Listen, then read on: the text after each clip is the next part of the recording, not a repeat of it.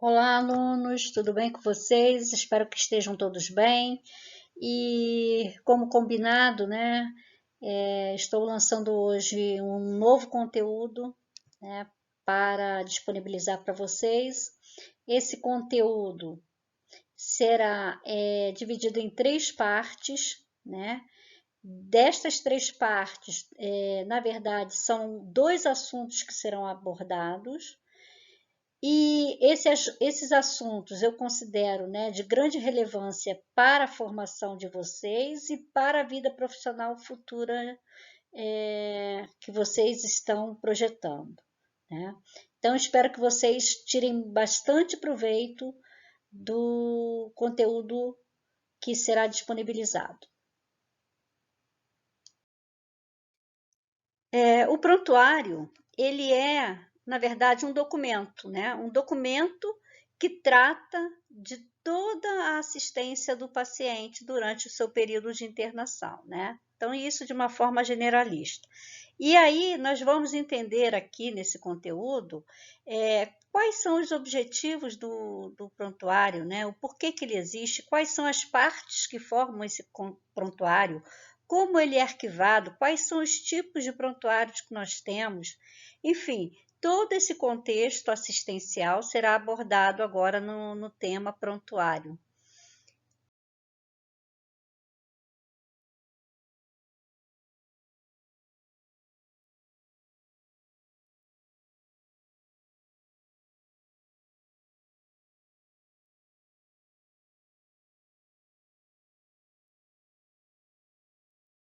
Prontuário, definição segundo o Conselho Federal de Medicina. O Conselho Federal de Medicina é um órgão legislador. Ele legisla em toda a área de assistência médica. Então, ele traz algumas resoluções que são diretrizes para essa área de assistência médica, tá? Comparando, né, com a nossa área de enfermagem, o Conselho Federal de Medicina ele está no mesmo patamar que o nosso Conselho Federal de Enfermagem, tá? Nosso conselho ele vai legislar em toda a área de enfermagem. Então, é o nosso conselho de enfermagem, federal de enfermagem, que vai traçar todas as diretrizes que nós, profissionais de enfermagem, devemos seguir. Já no Conselho Federal de Medicina é feito a mesma coisa, né? É feito toda a legislação, todas as diretrizes para a área médica, para a área de assistência médica, né? E dentro dessa área nós temos aí o prontuário. Então a definição de prontuário é trazida pelo Conselho Federal de Medicina.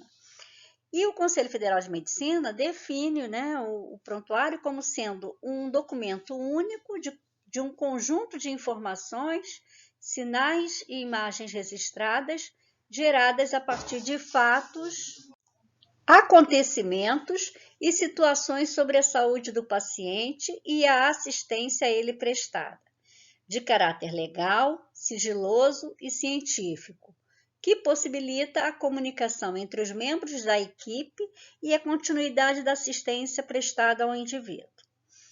Bem, resumindo, o prontuário é uma pasta e nessa pasta nós teremos vários documentos, né, que serão reunidos, né, e anexados a essa pasta.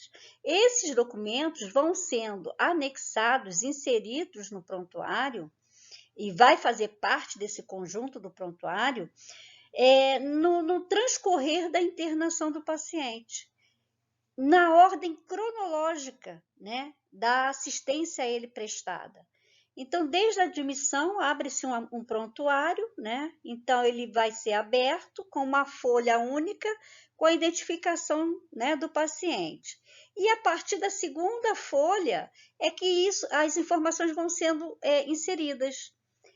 Ora pelo médico, ora pela enfermagem, ora pelo fisioterapeuta, ora pela assistente social, enfim, todos os profissionais que estiverem inseridos nessa assistência, né, deverão passar as informações, né, oficialmente transcritas em folhas que serão anexadas no prontuário, né? E isso fará o conjunto do documento, tá ok? Bem, Que informações são essas? São informações, sinais e imagens gerados a partir dos acontecimentos durante essa internação. Acontecimentos esses que podem estar, podem não, que são sobre a saúde do paciente e a assistência que está sendo prestada a esse mesmo paciente. Tá? Então, essas são as informações. O que eu, enquanto profissional de enfermagem, estou fazendo com o paciente, qual é o meu planejamento, o que está sendo executado, isso tem que estar constando no prontuário. Como o paciente está respondendo a esse tratamento. Então, todas essas informações deverão compor o documento a ser anexado no prontuário, tá? E o objetivo do prontuário, né, nós vamos ver no próximo slide, nos próximos, aliás, ele possibilita a comunicação entre os membros da equipe multiprofissional e, certamente, a continuidade da assistência, tá? Então, eu não vou entrar muito em detalhe nesse finalzinho aqui não, porque nós vamos falar mais à frente. Tipos de prontuários. Bem, nós temos basicamente dois tipos. O primeiro deles é o prontuário impresso, que é o prontuário tradicional. É aquela pasta, né, em que dentro dela estará inserido documento avulso que os profissionais, né, cada um na sua área, vai passando as informações e anexando no prontuário, né? Bem, qual é o problema, né? Ou quais são os problemas desse prontuário impresso? Eu vou citar basicamente dois aqui. Primeiro, o extravio do documento, né? Do documento interno do prontuário, né? As folhas avulsas, elas podem se perder. Se o profissional não tiver o cuidado de imediatamente de ter escrito, anexar devidamente o documento no prontuário, deixar essa folha solta dentro do prontuário, essa folha pode se perder, né? Pode futuramente, ao ser aberta, ser extraviada. Então, o extravio de documentos de dentro de um prontuário é uma coisa que eu considero até que comum acontecer. Não deve, mas acontece, tá? A outra questão que envolve, a outra desvantagem que envolve o prontuário impresso é o seu arquivamento. Porque o prontuário impresso, ele gera volume, né? Cada prontuário desse, dependendo do tempo de internação do paciente, se o paciente passar 1 mês internado, ele pode gerar aí quase que 100 folhas, né? Então, você imagine ter que arquivar um prontuário com esse volume, né? Então, é uma grande dificuldade o arquivamento de prontuários impressos, né? Demanda de um ambiente, né, adequado, um espaço físico muito amplo, dependendo do tamanho do hospital, ele deve ser muito amplo, e além dele, ele deve ser adequado em termos de climatização, né? Ele não pode, o prontuário não pode ser armazenado em locais que você tem goteiras, que você tem vazamentos no teto ou infiltrações na parede. Você tem que ter todo um ambiente adequado para a conservação desse prontuário. Por quê? O prontuário é um documento legal, é um documento que tem poder jurídico, tem valor jurídico. Então, ele tem que estar acessível para a administração, ele tem que estar acessível para o paciente e seus familiares, em qualquer tempo, em qualquer época, e ele tem que estar acessível para a justiça. Muitas vezes o paciente, né, anos depois que ele sai, ele resolve entrar com uma ação de danos por algum problema que ele tenha passado. A justiça vai requerer esse prontuário. O prontuário é o documento legal da internação desse paciente. Então, veja bem, o armazenamento desse prontuário ele deve ser totalmente adequado para essas situações. Ou seja, ele tem que estar acessível em qualquer tempo, em qualquer época. O seu arquivamento deve ser por décadas, por isso ele necessita de toda uma estruturação física para o seu armazenamento. Eu trago aqui uma foto só para vocês terem a ideia, né, de uma parte de um setor de arquivamento médico. Então, aqui nós visualizamos, né, dezenas de prateleiras, né, se não centenas, em que cada prateleira dessa, né, contém aí 10 prontuários. Então, multiplica-se isso por décadas, né? Em um mesmo leito, em uma década, quantos pacientes passam por um leito? Cada paciente que entra em um leito, ele gera um prontuário. E isso aí vai se multiplicando ao longo dos anos, ao longo de décadas. E o prontuário, ele tem um tempo mínimo de armazenamento, que nós vamos ver mais adiante, e tem que estar acessível por esse período, em plenas condições de leitura, de acesso, né? Então, nós ganhamos muito com a evolução da informática, né?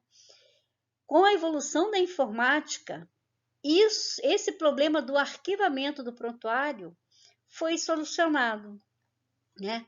Principalmente, o segundo tipo de prontuário é o prontuário digitalizado. Esse modelo de prontuário, ele passou a ser implementado a partir da resolução do Conselho Federal de Medicina, de número 1821, do ano de 2007. Então, a partir deste ano, do ano de 2007, as instituições de saúde tiveram, né, a autorização para a implementação desse tipo de prontuário, e, desta forma, a eliminação do documento no modelo impresso, né? Então, eles tiveram a autorização de transformar todos os seus arquivos impressos em arquivos digitalizados. Contudo, né, as realidades das instituições de saúde são muito diversas, né?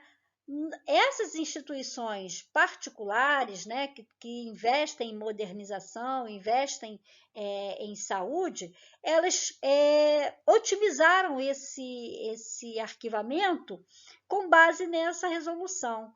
Contudo, outras instituições, né, que não possuem recursos para a estruturação de um serviço digitalizado, se mantiveram ainda com o prontuário impresso. Então, assim, a realidade das instituições são muito diversas. Umas têm isso implementado, né, e outras não têm. Então, nós temos esses dois modelos ainda em atividade, né, nas instituições. Então, nem todas se adaptaram a essa nova resolução, tá? Agora, nós vamos ver aqui o que é o prontuário, né, digitalizado. Aqui eu trago uma imagem que mostra, né, na imagem do computador, o que seria, né, um modelo de prontuário digitalizado. Nós temos aqui a parte da identificação do paciente, nós temos, né, a parte onde conseguimos visualizar ali uma imagem radiográfica do pulmão do paciente, enfim, e as informações vão sendo inseridas nesse prontuário individualizado, né? Em vez de ser no papel, nós digitamos todas as informações desse paciente no arquivo dele, né? No registro dele. Então, isso seria o prontuário digitalizado. Então, temos dois tipos, prontuário impresso e prontuário digitalizado, né? Partes de um prontuário. Como eu falei anteriormente, o prontuário ele tem a sua legislação própria, né, que foi produzida, que foi legislada pelo Conselho Federal de Medicina. E dentre essas diretrizes, né, inseridas nessa legislação, nós temos que uma padronização do prontuário, ou seja, todo prontuário ele tem um padrão documental a ser seguido. E aqui eu trago essas informações, quais são as partes desse documento que devem existir obrigatoriamente. Então, a primeira delas é a identificação do paciente. Nome, idade, sexo, RG, que é o número da identidade, né? O endereço, a filiação, o número do prontuário, o seu celular, o número residencial, enfim, uma série de informações relacionadas à sua identificação, mas também à sua localização, tá?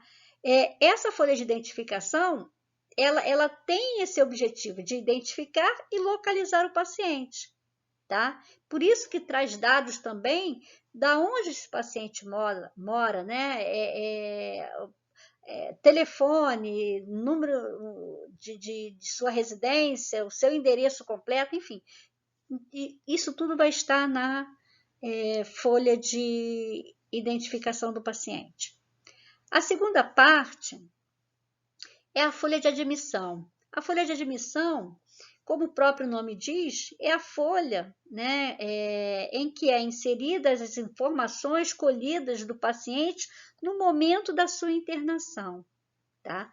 E essa folha, ela deve conter a anamnese e o exame físico do paciente. A anamnese, o que é a anamnese? É um histórico, um antecedente de saúde do paciente.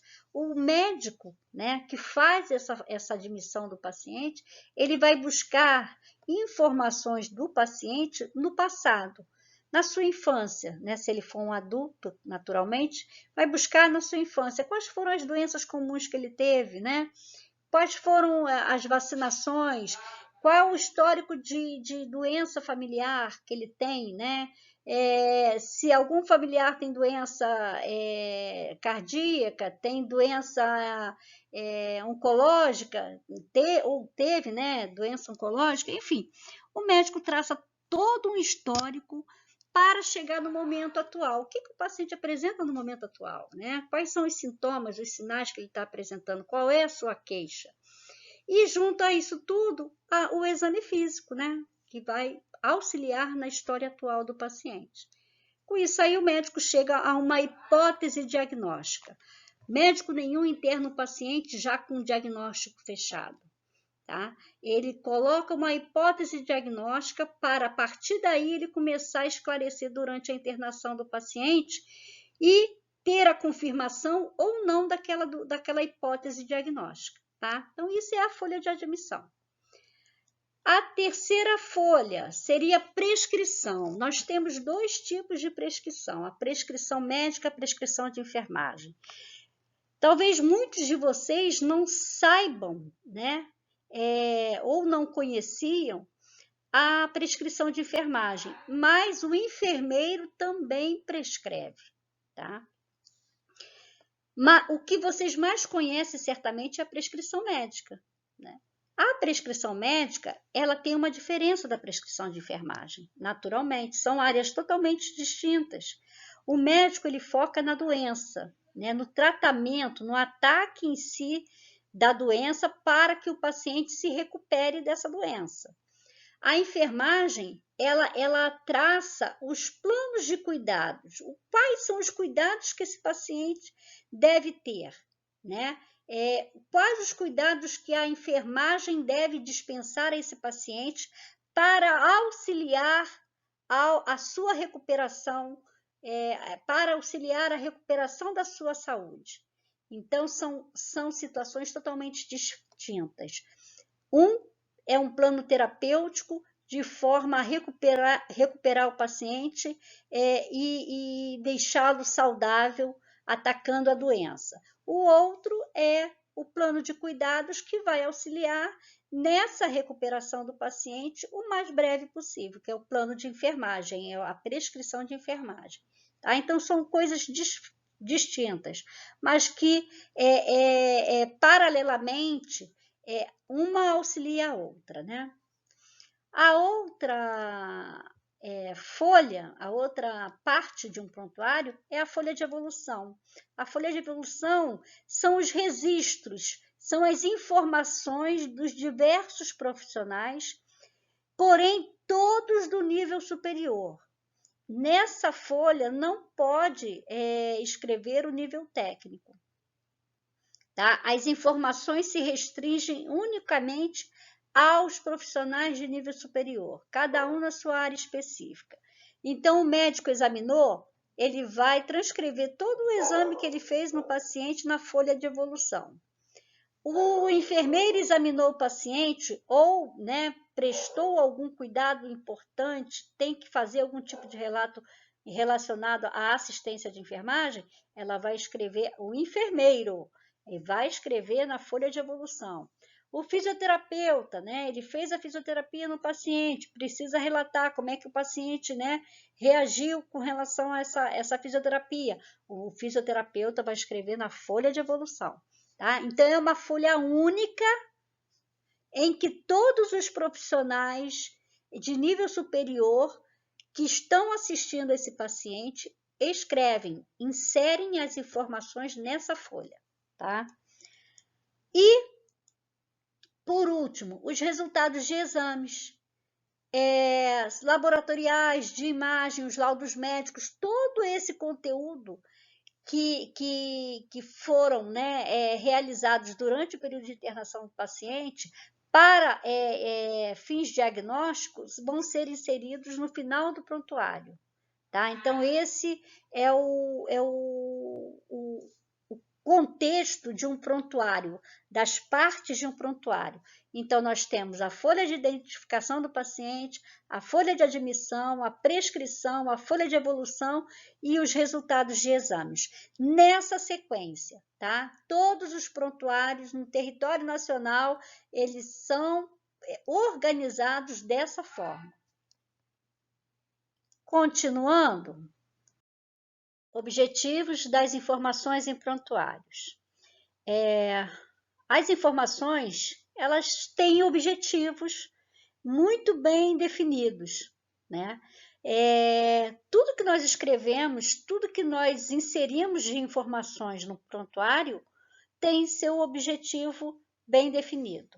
E aqui estão elencados alguns dos objetivos. Primeiro, atender às legislações vigentes. Então, nós temos legislações que regem, né, a confecção de um prontuário, né, modelo de um prontuário, como deve ser, o que deve conter, quais são as informações, como ele é formatado, enfim. Essa legislação, ela traça diretrizes, e dentro dessas diretrizes está o dever de nós inserirmos informações fidedignas, né? Então, por isso, esse objetivo, atender às legislações vigentes. Então, fazendo isso, inserindo informações, nós atendemos essas legislações, porque lá está previsto que devemos fazer isso. Segundo, garantir a continuidade da assistência. O que eu quero trazer aqui de prático para esse objetivo é que o paciente ele interna, né? E na sua admissão ele é atendido por um médico. Dr. Paulo, por exemplo. Aí daí uma semana, na semana seguinte, o Dr. Paulo entra de férias, né? Ele já tinha umas férias previstas. Naturalmente, ele vai ser substituído por outro médico, né? Com a mesma especialidade, né? Não pode ser de uma especialidade diferente, mas vai ser substituído. E aí, tudo que o Dr. Paulo fez se perdeu, porque ele foi embora, o outro não vai ter continuidade, ter como dar continuidade na assistência? Gente, tudo que o Dr. Paulo fez antes de sair de férias, ele inseriu de informação no prontuário. E o médico que vier substituí-lo vai ter acesso a essas informações. E a partir disso, ele poderá dar continuidade ao tratamento, sem prejudicar em nada o paciente. Tá? Então, um dos objetivos de nós inserirmos a informação é isso, é garantir a continuidade da assistência ao paciente. Na enfermagem é a mesma coisa. Vamos dar um exemplo na enfermagem. A enfermagem ela trabalha, vamos dizer, por fração de 12 horas. 12 horas diurnas e 12 horas noturnas. Então, eu pego um paciente, passo para o colega da noite. Vou passar todas as informações, né, do prontuário para esse colega que vai chegar à noite. Então, isso vai dar continuidade ao tratamento. O que não foi feito poderá ter continuidade com o plantão noturno, com o profissional que trabalhar no plantão noturno. E por aí vai, tá? Terceiro, aliás, o direito do paciente ao acesso a informações. Quando se fala direito do paciente, quer dizer, direito, ele precisa e deve ter acesso a essas informações. Não é pegar o prontuário e entregar na mão do paciente enquanto ele estiver internado. Não é isso.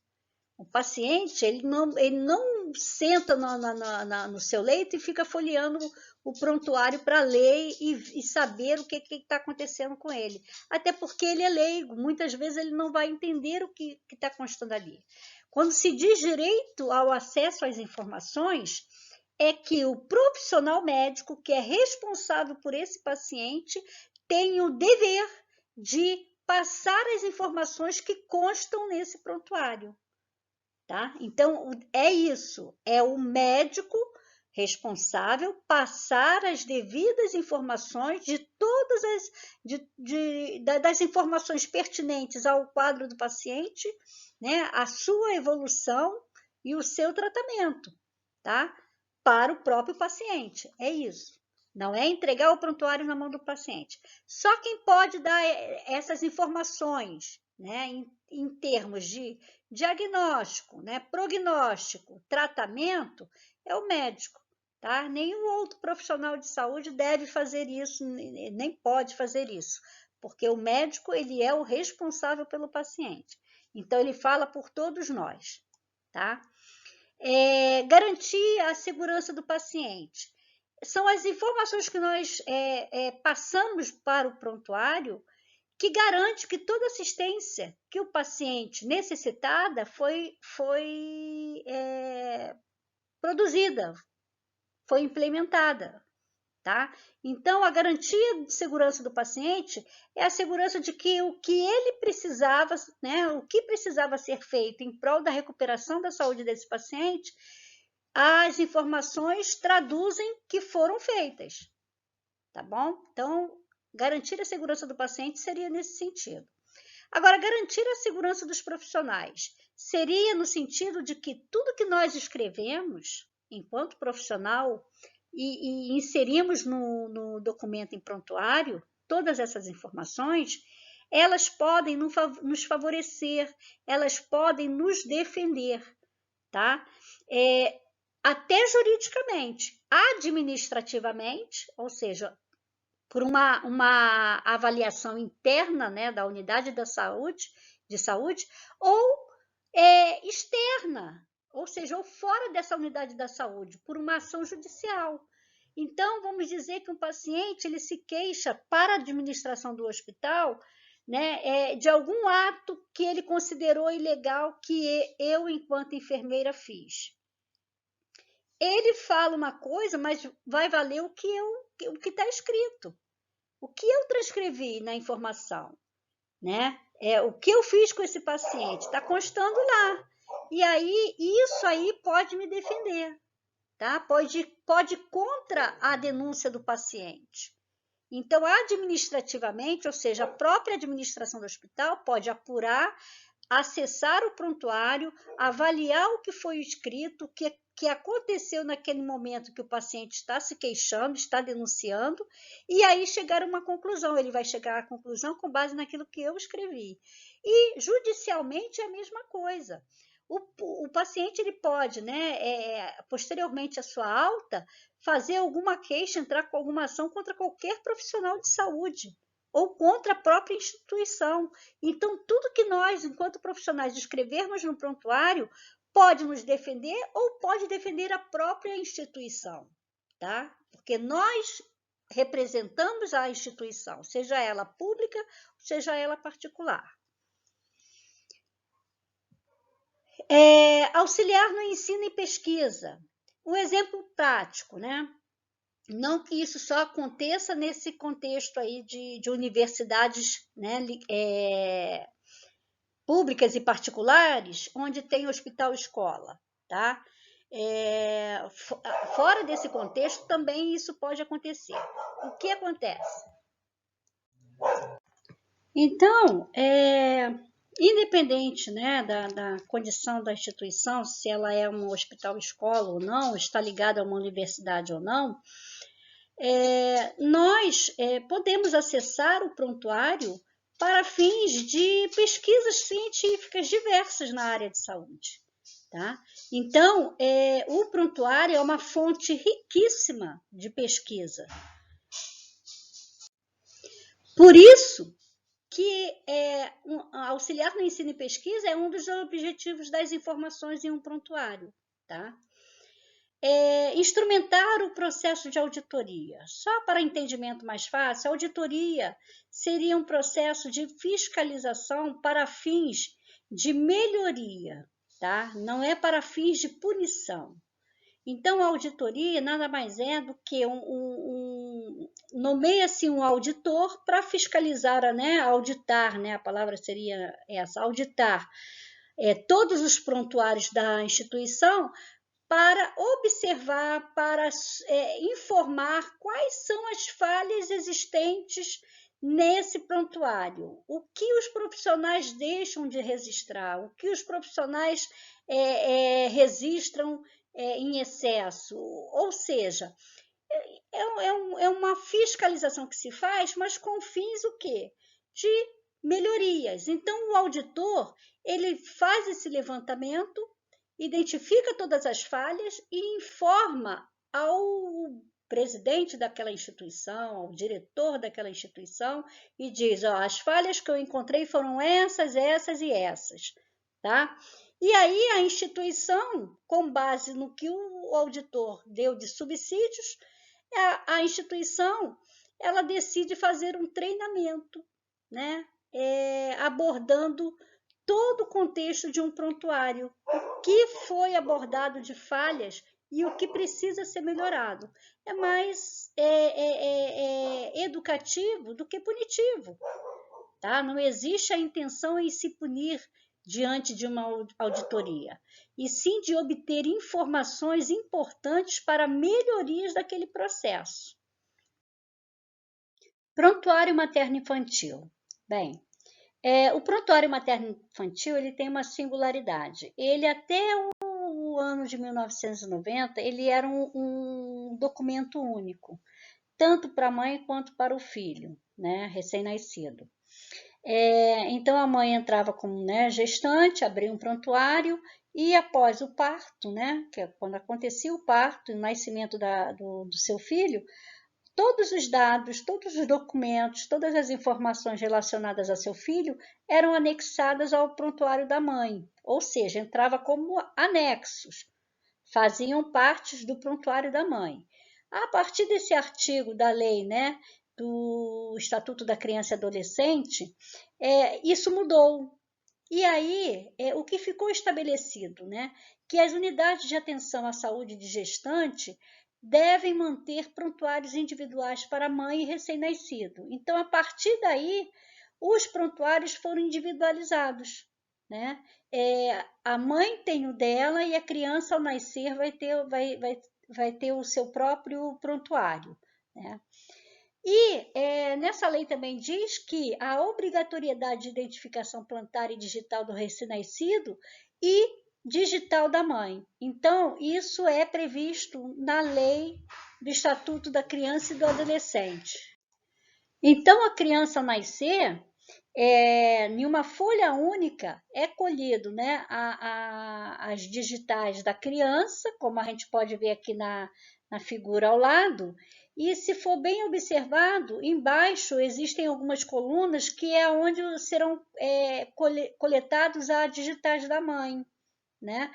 Então, isso é para aumentar a segurança entre mãe e filho, né? A relação de mãe e filho, a garantia da segurança tanto de um quanto do outro, para que não haja risco de troca de crianças, enfim, é uma questão que visa exclusivamente a manutenção da segurança tanto da mãe quanto do bebê, tá? O direito do paciente de ter acesso ao prontuário, né? Esse é um direito, eu já falei anteriormente sobre isso, Já expliquei para vocês lá no slide anterior.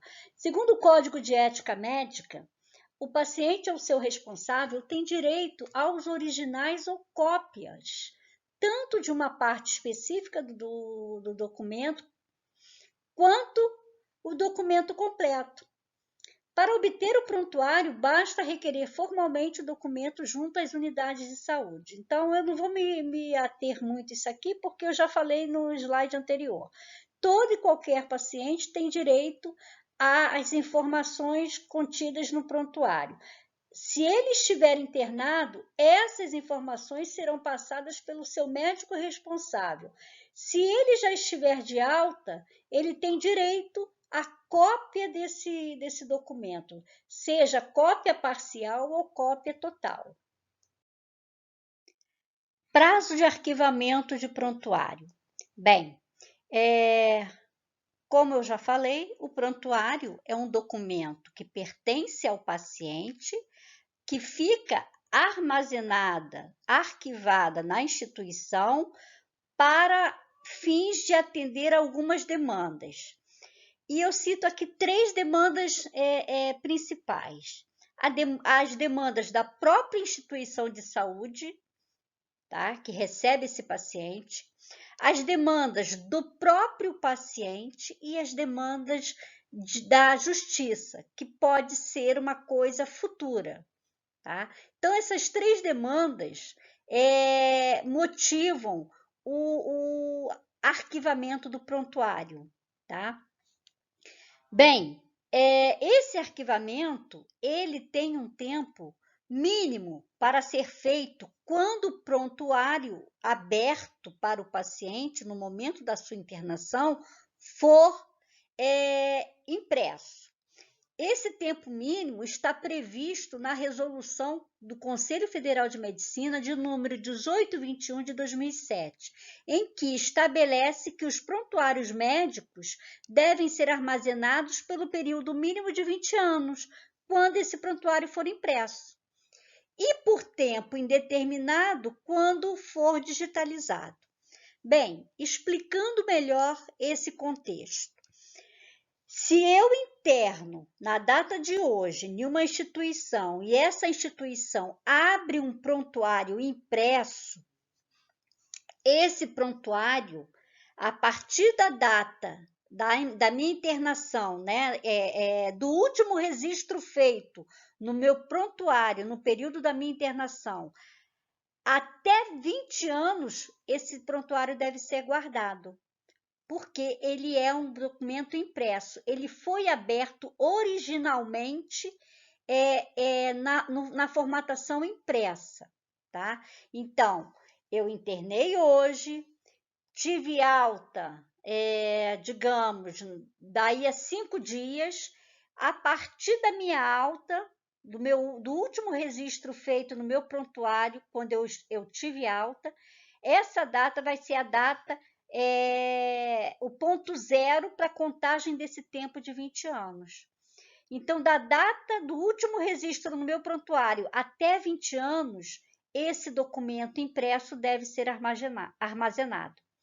Agora, se eu interno numa instituição em que o prontuário utilizado por essa instituição de saúde é digitalizado, ou seja, no momento da minha internação já abriu-se o documento digitalizado, esse documento ele vai ter um prazo indeterminado de arquivamento, tá?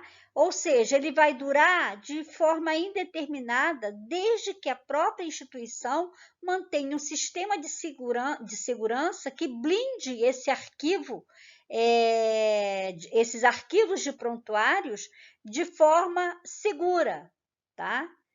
Então, essa é a dinâmica de arquivamento de prontuários. Quando ele é impresso, né, originalmente impresso, no momento em que eu sou admitida nessa instituição, ele vai ser arquivado a contar do último registro no meu prontuário até 20 anos. Ele vai ser arquivado.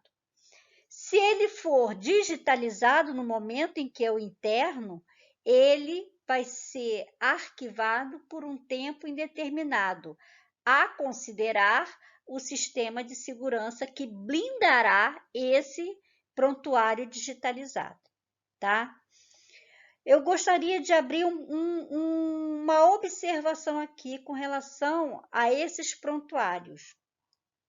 Independente de ser impresso ou digitalizado, a responsabilidade de arquivamento desse prontuário é de um setor chamado SAMI, que eu falarei no próximo slide. Arquivamento do prontuário. Toda instituição, né, tem a responsabilidade de arquivar o prontuário médico do paciente após a sua alta ou mesmo após o seu óbito ou transferência.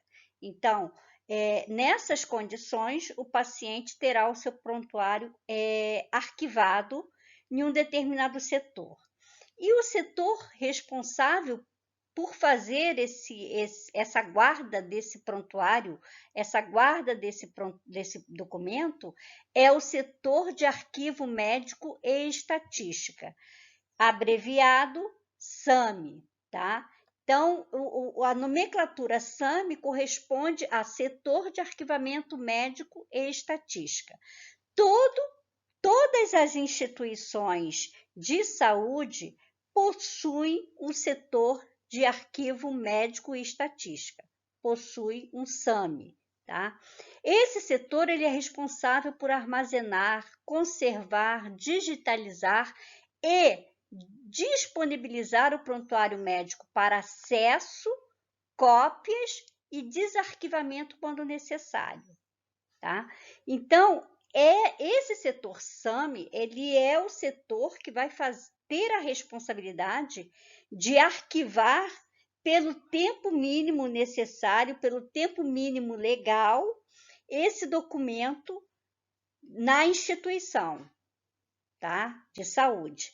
E nesse caso, esse setor, como eu falei inicialmente, é um setor que tem que ter uma estrutura física ampla, bem climatizada, isenta de umidades, ou seja, não pode haver infiltrações em suas paredes, não pode haver vazamento em seu teto, tem que ser uma área totalmente isenta de umidade, porque é um setor que vai armazenar por um tempo prolongado documentos em papéis, que não podem ser danificados, pois são documentos legais, tá?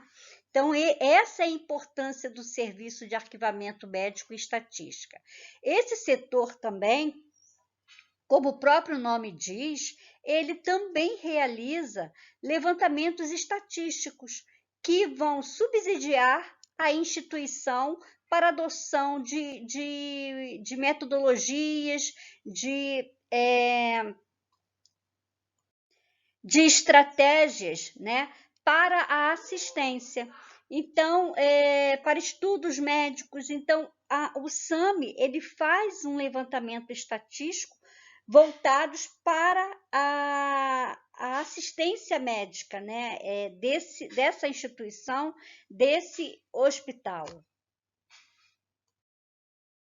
Bem, para concluir, eu espero que vocês tenham, né, entendido perfeitamente toda a dinâmica de um prontuário médico e como nós devemos, né, utilizá-lo e como nós devemos ser responsáveis ao manipular esse prontuário, tendo cuidado com as informações as quais nós inserimos nesse prontuário, pois essas informações devem ser o mais fidedignas, o mais fiel, a mais honesta possível com a realidade em que nós prestamos assistência a esse paciente. Pois esse documento, como eu falei anteriormente, ele tem um valor legal, um valor jurídico, que pode nos favorecer, mas também pode nos prejudicar.